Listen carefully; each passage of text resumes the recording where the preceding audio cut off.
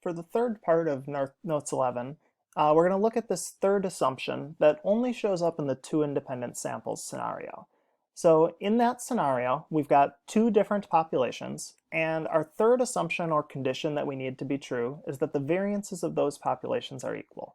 And just to stress again, we don't know for sure if this is true. And so we want a way that we can try to check based on our sample to decide if it's at least reasonable, if it's okay for us to proceed pretending this is true, because at least the evidence kind of supports that. All right, so I'm going to scroll to that section of the notes here. And when we previously checked this assumption, the way that we did it was we looked at our two sample variances. And we said, well, if the populations really did have the same variance, our sample variances would probably be close to one another. So they wouldn't necessarily be exactly the same because there's still some random chance involved. And so we needed a way to decide like what was considered close. And what we used in the past was we just said, as long as neither sample variance is twice as large as the other one, it's at least reasonable to us that the population variances were the same.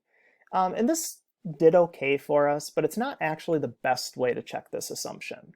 One reason is if we have a really big sample or two really big samples, it's actually a lot less likely that we would have the populations have the same variance and our samples variances twice as big as one another, whereas in a small sample, something like that wouldn't be that weird.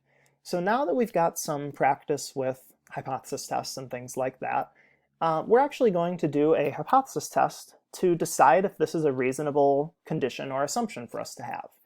And the test that we're going to do is our null hypothesis that says nothing's going on. We'll say that our two population variances are equal. The alternative hypothesis that says, okay, something is going on, is going to say that our population variances are not equal. So essentially we've got two possible theories about what's going on with the populations that we're looking at. Either they have the same variance or they don't have the same variance. And we could write these either in words or in symbols. In symbols, we use the Greek letter sigma to represent the population standard deviation, and so sigma squared represents the population variance. And so if I take the population variance of population 1, divide it by the population variance of population 2, when those two variances are equal, say they're both 5, I would get something like 5 divided by 5, and I would get 1. If the two population variances are not equal, and I take one of those variances divided by the other, I'll get something other than 1. And so this is just another way of saying what I've got over here in words. And as we've seen with all of our hypothesis tests so far, we set up our hypotheses, we calculate some sort of test statistic, we use our test statistic to get a p-value, and then we reach a conclusion based on our p-value. So the test statistic that we're going to use for this hypothesis test is our first one that isn't represented with the letter t. So this is called an F statistic, and the way that we calculate it is we take one of our sample variances divided by the other. And so it kind of matches up with what we're doing with the population variances up here. And one thing to note is instead of writing like S1 squared and S2 squared, I wrote Si and Sj squared. And the reason for that is when we calculate this, we're always going to put the bigger of the two sample variances on the top. So if I had, say, a 5 and a 10, I would put 10 divided by 5, and I would get 2.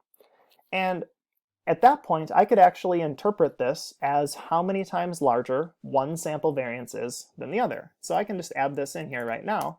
For example, if one sample variance is 5 and the other is 10, then our test statistic is going to be 10 divided by 5, or 2.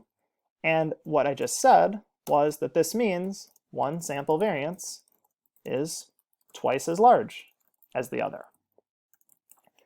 And that would help us get back to sort of where we were before, but we actually want to go on from this. So we want to think about, okay, we've got our test statistic. What kind of p-value are we looking for if we want to be able to say that this is a reasonable condition? So we want to be able to assume this is true. And we could go through the motions and we could say, okay, well, a small p-value gives us sufficient evidence the alternative is true. So let's say I get a p-value of 0.01. I'm going to, at that point, have pretty good evidence that the population variances are not equal. So if I get a small p-value, That's not good if I need to assume that these two things are equal. So in this case, I'm actually looking for a large p-value. I want a p-value that's bigger than 0.05, not because that actually tells me that the population variances are the same, but it just says they could be the same. It basically says that if those two population variances were equal, data like ours wouldn't be that strange. It's the type of data that we would expect to see. And so we feel reasonably comfortable assuming that they're equal so that we can go on with the rest of our test. And just like we saw with the QQ plots, SAS is actually automatically going to calculate the equality of variance p-value and test statistic whenever we run a two independent samples hypothesis test or confidence interval using this proc-t test.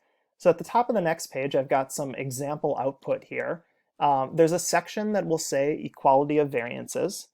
This F value right here, this is my test statistic. So I could look at this and I could say, okay, well, 2.3, I don't know what the actual sample variances were, but I said that this is how many times larger one sample variance is than the other. So if I got a test statistic of 2.3, that's telling me that in this made-up example, one sample variance was 2.3 times larger than the other. All right. But if I actually do the hypothesis test, where my null model says the population variances are equal, the alternative says the population variances are not equal, I'm getting a p-value of about 0.09. And since that is bigger than 0.05, I'm going to consider that a quote-unquote large p-value.